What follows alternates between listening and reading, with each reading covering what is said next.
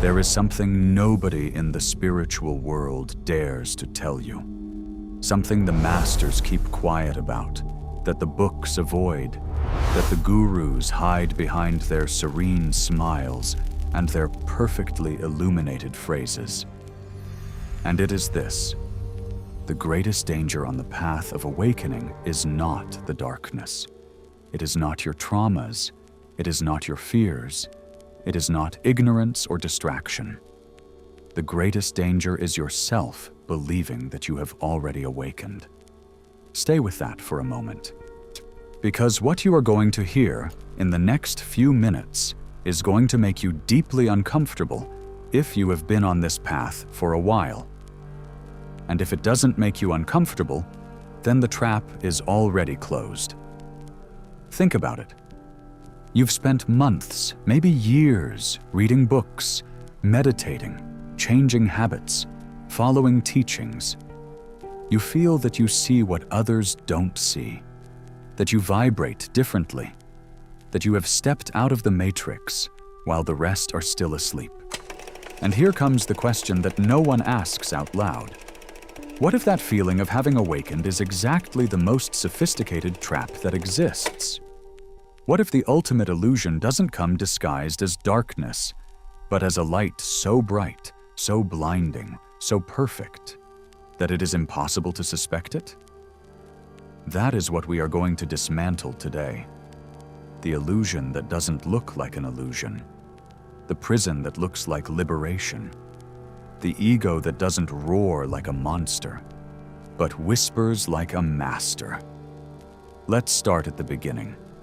Since the beginning of time, the oldest wisdom traditions of the world have spoken of a force that doesn't want the human being to awaken.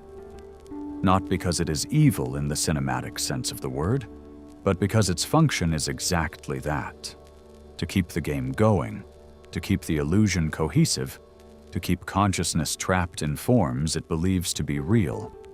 In the Gnostic tradition, that force receives the name of the Demiurge. But you don't need to get stuck on the name. You can call it the system, the conditioned mind, the program, the matrix, the collective ego. The name doesn't matter. What matters is its mechanics, and its mechanics is this: when the darkness can no longer hold you, when ordinary pleasures, fears, and suffering have stopped being enough to keep you asleep, then it changes its strategy, and it offers you light. Not just any light, a brilliant light, a light that knows exactly what you were looking for, a light that arrives at the perfect moment, that speaks your language, that confirms everything you intuited, a light that makes you feel special, chosen, different, more conscious than the rest. A light that, if you look closely, has the exact same flavor as all the other addictions you left behind. Only this time, you can't see it. Because the addiction comes wrapped in spiritual vocabulary. And here begins the labyrinth. But the human being who genuinely seeks awakening is, paradoxically, the most vulnerable to this trap. Why? Because he has already renounced many things. He has already let go of certain material attachments. He has already questioned conventional structures. He is open, he is searching, he is willing to transform himself. And that openness, that willingness, is exactly the door through which the most refined illusion enters. Because the ego was that survival mechanism that has spent your whole life building an identity, does not die when you start to meditate. It does not disappear when you read the great thinkers. It does not dissolve when you attend a retreat or when you have a profound experience of expansion of consciousness. The ego simply adapts. And its most brilliant adaptation is this: appropriating the awakening. Observe what happens. Before the spiritual path, the ego built its identity on success, money, appearance, on social status. After entering the path, It builds its identity on spirituality, consciousness, vibrational level, esoteric knowledge. The material changes, but the structure is identical. It continues to be an identity that needs to feel superior. It continues to be an I that requires validation. It continues to be an ego desperately seeking not to be ordinary.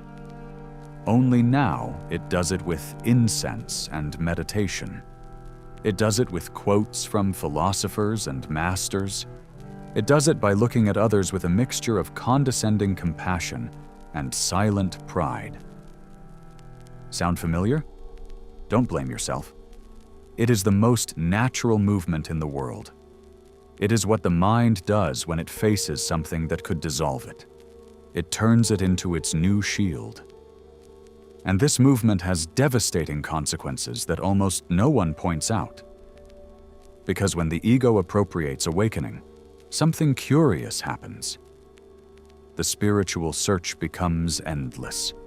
There is always a new level to reach, always a new teaching to absorb, always a higher master to find, always a deeper practice to incorporate. And that from the outside looks like dedication. It looks like commitment to growth. But from the inside, if you are honest, it has the same flavor as any other unsatisfied search. Something is always missing. There is always a next step. The peace that the path promised is always a little further ahead, a little further away, eyes a little after the next initiation. That is not liberation. That is a prison with different decoration. And look at something even more subtle. When the spiritual ego feels threatened, when someone questions its beliefs or its practices, the reaction is not curiosity. It is not openness. It is exactly the same defensive reaction it would have to any other questioning of identity, only disguised as elevation. The serene superiority appears. The I am already beyond that. The look of someone who feels that the other simply isn't at their level yet. And do you know what that reveals? That there is nothing beyond. That the ego is still there, intact, only now it wears a robe. But here is the part that I really need you to listen to, because it is where almost everyone gets lost. The solution is not to fight this spiritual ego. The solution is not to criticize yourself every time you notice pride on your path. And the solution is not to renounce all spiritual practice for fear of falling into the trap. Because if you try to fight the illusion, if you resist it, if you declare war on it, what are you doing? You are feeding it. You are making it real. You are turning it into the enemy that you now have to defeat. And the ego that wants to defeat something is even more ego. This is the trap within the trap. The labyrinth within the labyrinth. And the mind that says, I am going to dissolve my ego, is already ego. The consciousness that says, I am going to get out of the matrix, is already inside the matrix. The seeker who says, I am going to truly awaken this time, is already asleep. So, what remains? What can be done? How do you get out of a labyrinth where every movement takes you deeper inside? And here is where things get interesting. Because the answer is not a path. The answer is not a more sophisticated practice. And the answer is not another level of knowledge. The answer is something so simple that the mind discards it immediately for considering it insufficient. To observe. Just observe. Not correct, not transform, not elevate, not dissolve. Observe. There is something in you that is already looking, that has always been looking, that observes your thoughts without being your thoughts, that observes your emotions without being your emotions, that observes even the spiritual seeker, not with all his ambition to awaken, without becoming that seeker. That presence that observes is what the Gnostics call the divine spark, what the Vedantists call the pure witness, what contemporary philosophy calls non-dual awareness. And the name doesn't matter, because the name would already be another mental construction. What matters is this: that presence that observes does not have an ego. It cannot have one, because the ego is an observed object, not the observer. Whereas the ego is something that appears in consciousness, not consciousness itself. And when you realize this, not as an intellectual concept, but as a direct experience, something very silent and very profound changes. It is not a dramatic change. There are no lightning bolts or cinematic revelations. There is no new and improved version of you that emerges triumphant. There is simply a recognition. Like when you have been looking for your glasses for a long time and suddenly you realize that you are wearing them. You didn't win anything. You just stopped looking for something that was already there. And in that recognition, the trap of the false light breaks on its own. Not because you have fought it, not because you have been smarter than it, but because when there is a silent and neutral witness looking at the spiritual ego can no longer operate in the shadows. It can no longer pass itself off as awakening. It is exposed. And what is exposed when it is not fed by identification fades away on its own. This is what very few traditions dare to say with clarity. Authentic awakening is not conquered. It is not achieved. It is not deserved. It is not the result of years of practice or of accumulation of knowledge or of having gone through enough suffering. That authentic awakening is to recognize what you already are when you stop believing that you are what you are not. It is the difference between building a sculpture and removing the excess marble to reveal the figure that was already inside. You don't add anything. You simply eliminate what was covering what was always there. And here comes something that is rarely said in spiritual spaces, something that the spiritual ego deeply hates to hear. You can continue to have thoughts, emotions, but even moments of pride or fear or confusion, and even so, be awake. Awakening is not a state of permanent emotional perfection. It is not the absence of humanity. The being who says, "I no longer get angry, I no longer have an ego, I am already pure peace," is describing a performance, not a reality. He is building another identity on the rubble of the previous one. Authentic awakening is compatible with being completely human. It is compatible with making mistakes, with feeling fear, with not having all the answers. What changes is not the content of the experience, but the relationship with that content. What changes is that there is something that no longer takes the movements of the mind as if they were the ultimate reality. Something that can see the drama without becoming the drama. Now, observe what happens in spiritual communities. Observe the dynamics. There is an invisible but very real hierarchy. There are languages that mark who is inside and who is outside. But there is an undeclared competition about who meditates more, who feels more, who has had deeper experiences, who follows the most advanced master. There is a desperate need to belong to the group of those who awaken, differentiating themselves from the herd of those who remain asleep. Do you see the irony? It is exactly the same tribal structure that exists in any human group. Only here the currency of exchange is enlightenment. And the masters who feed this, consciously or unconsciously, for those who build their authority on the distance between them and their followers, those who insinuate that they have reached states that others cannot even imagine, are participating in the trap. They are being used by the false light to build another level of the labyrinth. And their followers, who idolize them as proof that awakening exists and is attainable, are depositing in another human being the responsibility of their own consciousness. This is not liberation. It is the spiritualized version of the same dependency from which the path promised to free you. The false light is sophisticated because it knows what to offer you. It knows you are looking for meaning, and it gives you perfect cosmologies. It knows you are looking for belonging, and it gives you communities of chosen ones. It knows you are looking for power, and it gives you hierarchies of consciousness.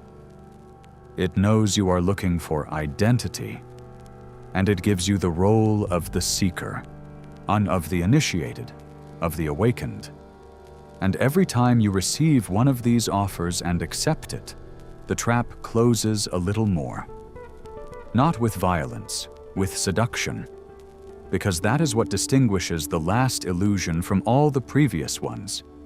It doesn't hurt, it doesn't scare, it doesn't generate resistance. On the contrary, it generates relief.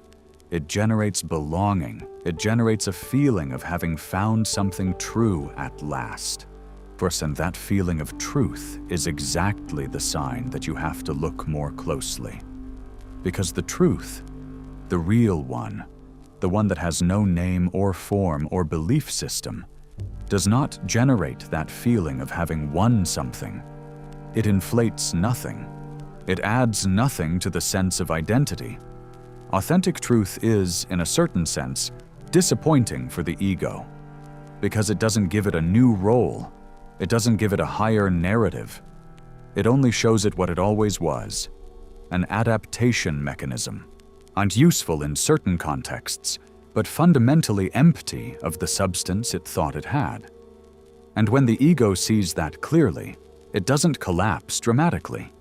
It simply relaxes, like a fist that has been clenched for years and suddenly opens. There is no loss. There is relief. There is a lightness that cannot be described with the vocabulary of the spiritual search, because that vocabulary always implies having arrived somewhere. And here, there is no arrival. Or there is only the recognition that you never left. Then, how do you practice this? Not as another system, not as another technique, but as an orientation. The next time you notice in yourself the need to feel more conscious than someone, observe it. Don't judge it, don't condemn it, don't punish yourself. Just look at it. Say to yourself, here is the spiritual ego looking for superiority. And see how that simple observation, without judgment, without resistance, changes the texture of that moment. The next time you notice that you are accumulating spiritual knowledge as if it were a trophy, as if knowing more put you closer to something, observe it. Don't abandon the knowledge, but ask yourself what you are using it for. To dissolve or to build? To open yourself or to protect yourself? The honest answer to that question has more value than any book. The next time a teaching comes to you, and you feel that urgency to share it immediately, and to tell everyone, to make others see what you are seeing, stop for a moment. Feel that urgency in the body. Where does it come from? Does it come from a genuine love that wants to share? Or does it come from the need for someone to confirm that you found something true? Only you can answer that. And the honest answer is worth more than 1,000 hours of practice. This is the work. It is not glamorous. It does not produce spectacular mystical experiences to tell in spiritual circles. It does not generate stories of dramatic transformation that feed the sense of identity. It is silent, it is constant, it is humble. And it is, in my opinion, the closest thing to authentic awakening that a human being can do. Simply look honestly at what there is, without needing it to be different, without needing it to confirm any narrative. Pure consciousness, that which you are before all the stories you have told yourself about yourself, does not need to wake up. It is already awake. Fight what it needs is for you to stop confusing it with the character it plays. The character can be spiritual or mundane, can meditate 4 hours a day or never meditate, can quote all the mystics in history or not have read a single one. The consciousness that observes all that is the same in all cases. It is not built, it is not achieved, it is not deserved. It is recognized. And that recognition, when it is genuine, does not generate pride. It does not generate the need to share it as a trophy. It does not generate distance with those who have not recognized it yet. It generates exactly the opposite, a humility that is not performance, a compassion that doesn't need to be demonstrated, a presence that doesn't seek to be seen. That is the difference between the false light and the genuine one. The false light makes you feel special. The genuine one shows you that there is no one special to defend. The false light builds a higher story. The genuine one dissolves the need for story. The false light gives you brilliant answers. The genuine one frees you from the need to have answers. And when the mirror of illusion breaks, there are no fragments to pick up. There is nothing to regret. There is only a clarity that has no name, that has no edges, that has no inside or outside. There is only what is. And what is, curiously, is enough. Now then, if what you just heard resonated in some place that you cannot name with words, if you felt that something in you recognized this even though the mind is still processing it, then you have in your hands something worth taking care of. Subscribe to this channel. Activate the bell. Comment below with the word that resonated most in you from this video. A single word, the first one that comes. And share this content with someone who has spent time searching without finding the peace they hoped to find. Because the person who shares this doesn't do it to prove that they know, and they do it from that silent place that already knows there is nothing to prove. And that difference, as small as it may seem, is the first movement out of the labyrinth. Awakening is not a destination. It never was. It is the recognition that you were always at home, looking for the door of a room in which you were already sitting. Spiritual noise does not bring you closer to that. Honest silence does. Not the silence of the meditative performance, but the silence of whoever no longer needs to become anything. That silence, which is not empty, but fullness without form, is what remains when all illusions, including the last and brightest one, crumble on their own.